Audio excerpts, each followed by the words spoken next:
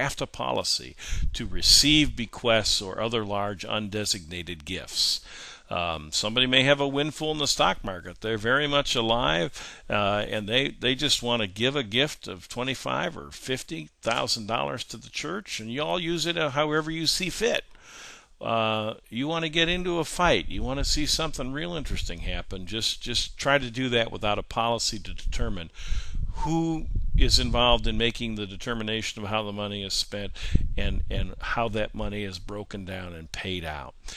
You'll have everything from people who think you ought to give every dime away to people who think every dime and all the interest those dimes make should be kept, and a wide range in between. Who decides on how such a gift will be utilized in the church's life and mission? Remember, if your policies are all lined up with your mission and vision, this is much easier.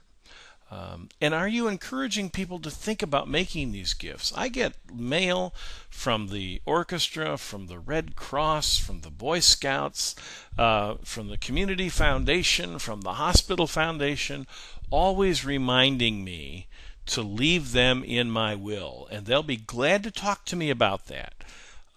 Does your church have an attorney? Would that person be willing to offer a free consultation with anybody who wants to consider leaving the church in their will through an estate gift? Or do you promote it? The church is prepared to receive your gift and would welcome your gift.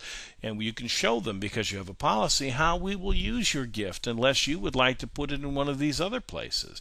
And do you have a wish list? If somebody said, I got $10,000 I'd really like to give the church, where would you like to see it go? Wow. Could you answer that question right now? You ought to be able to. You ought to have a wish list of things that need to be done that are not tied to the annual budget. Well, it would be nice to be able to get caught up, That won't fly. People are not likely to give you a gift for that purpose, especially if they want to remember, Aunt Sally or Uncle Bob.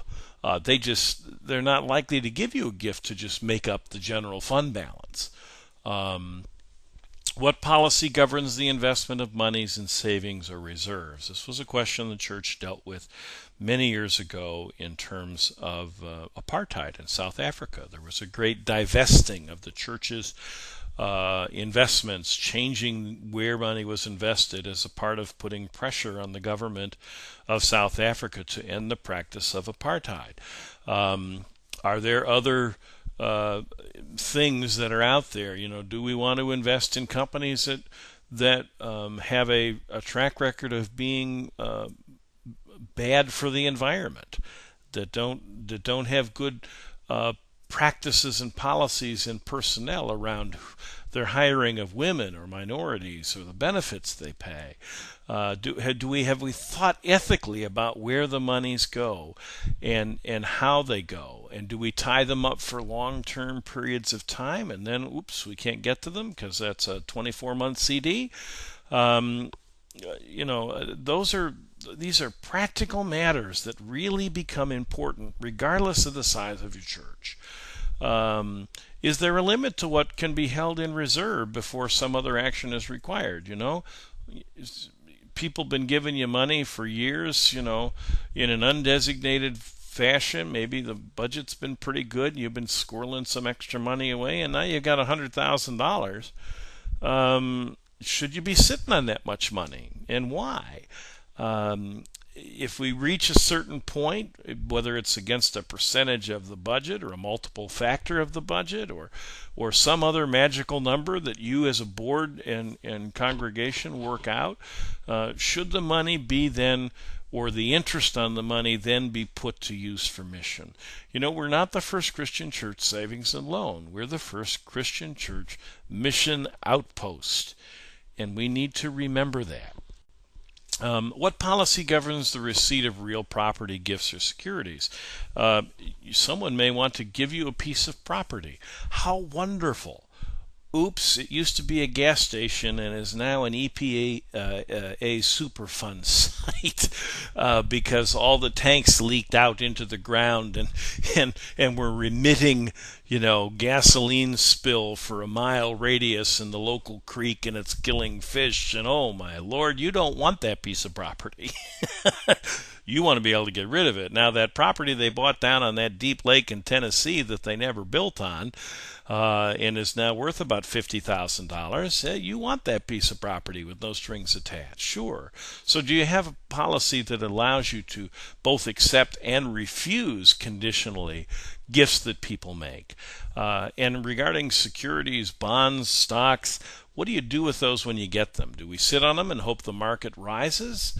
Or do we have a street account and we immediately liquidate them at the value the day they were given, so it reflects the donor's intent and amount, and just convert them into cash? You need to consider what's right for us. Most churches, I think, appropriately practice a policy of, as soon as is prudently possible, liquidating stocks, so that we get as close to the donor's intent and understanding of the size gift they were giving. The stock market is volatile. There are different things around bonds and other types of securities. Do you have somebody who understands those things, who can help you craft a policy so that when somebody makes that gift, and now that you have a policy, you're going to encourage them to do so, that you're prepared to deal with it? What policy gives the church ultimate discretion as to whether or not it will be accepted? Somebody wants to give you a 400-pound cement pink pig. We really don't have a place for that. Somebody wants to give you their old piano, and you've already got a piano in every room and 2 in the sanctuary. What do we do? Can we retire a gift? We've got 3 lights on the organ. None of them work. Is it time? The first church I went to out of seminary was beginning immediately a renovation project after I arrived, and there were a couple of meetings held about what we were to do about the carpet in the church. Because this wonderful red wool carpet, it was a very generous gift at the time it was given. There was a plaque on the back wall of the church that said who the carpet was given by and in memory of. So could we get rid of it or not? It was no longer nice carpet. Obviously, we needed to dispense with the carpet. Well, what about the plaque? And what about the family? So do you have policies that help you retire those gifts? Kind of going back to reporting, how often are constituents, your givers, made aware of their record of giving? I strongly recommend that a quarterly report, whether they make a pledge or not, is important. Send them a quarterly statement. Don't send it in a winnowed envelope.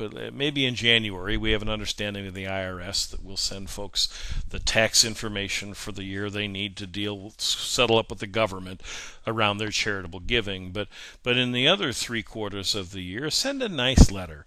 Let it be a colored printed envelope and real letterhead. Don't just run it off on the Xerox machine. And don't just give them a statement. Give them a story about what a difference their gift made. What transformation took place, what life was changed, what ministry happened because they chose to support the work of the church. Tell a story. Give them an example of what their money is doing. People love to hear that, and it helps build their capacity for generosity in terms of their desire to participate. Now here's a very serious question, and this is true, unfortunately, for most any size church, but especially for our smaller churches. If the church is unable to pay all of its bills in any given month, who determines what bills get paid and what obligations do not get met? Is that just the discretion of the treasurer, who happens to be really mad at the pastor right now and so going to withhold the pastor's check and pay the light bill and the recycling garbage fee?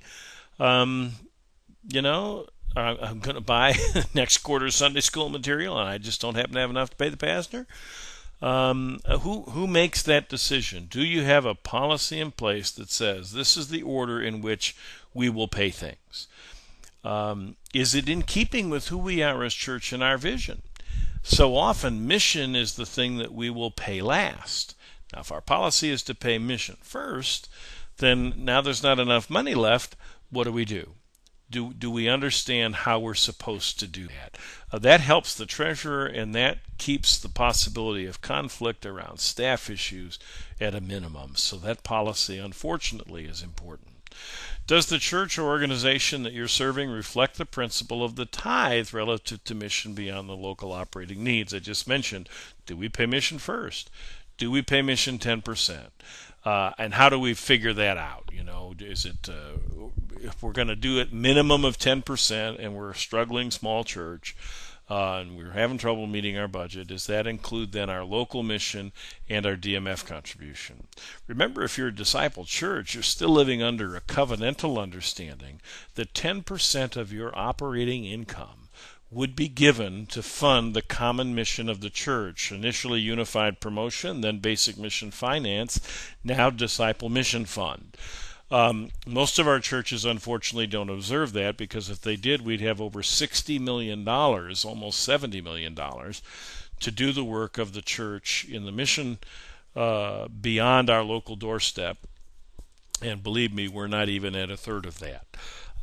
But that was an agreement of understanding with the churches years ago when we moved to a common fund. Will we tithe? And will we tithe beyond the local church to the greater part of the church of which we are a part to do mission? Is mission the first and best thing we do? And do we set the bar for members of the congregation to show them, look, your church makes this mission payment first, so should you.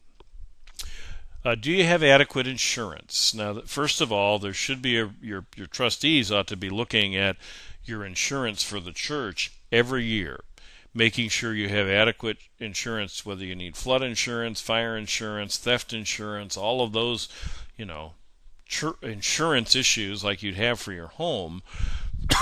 Excuse me, you need to have for the church, and they need to be up to date. First church I went to at a seminary, we discovered as we were getting ready to renovate and tried to get an assessed value of the building, so we had an idea of how much we could borrow from the bank, because we were using the building as part of leveraging the loan as well as the pledge campaign. We discovered that our building the insurance had not been reviewed on our building. A member was taking care of it. Good old guy, every year renewed the insurance, and we had it really cheap. Well, the reason we had it really cheap was that it was 25 years out of date. We would have received less than a third of what the building was worth if it had burned down or blown over. So somebody making sure that's happening. And then as it relates to policies around money, do you have insurance against fraud, fiduciary malfeasance, or embezzlement? Those are really important to have. Is your treasurer bonded? Your financial secretary bonded? Yes, there's a cost involved.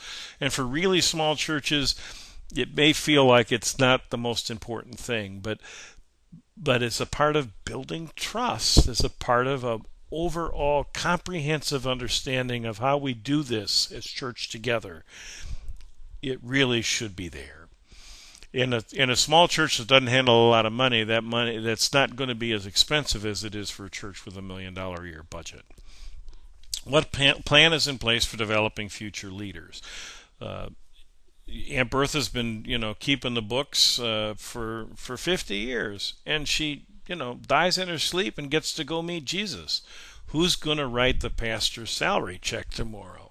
Who understands that, the pastor needs to have their insurance paid, their health insurance and their pension paid at the first of the month? Who understands that we're holding out payroll tax for our secretary and our custodian, and that quarterly needs to be sent to the IRS, and we have a little account down the street with the office supply place, and who sees all of this? Do we know that we have another person in place to both receive money and to write checks? Are they trained? Are we developing somebody who can do this job if something happens to the person who's now doing it? So now we're going to do a few review pieces around best practice that are things that go into this comprehensive plan.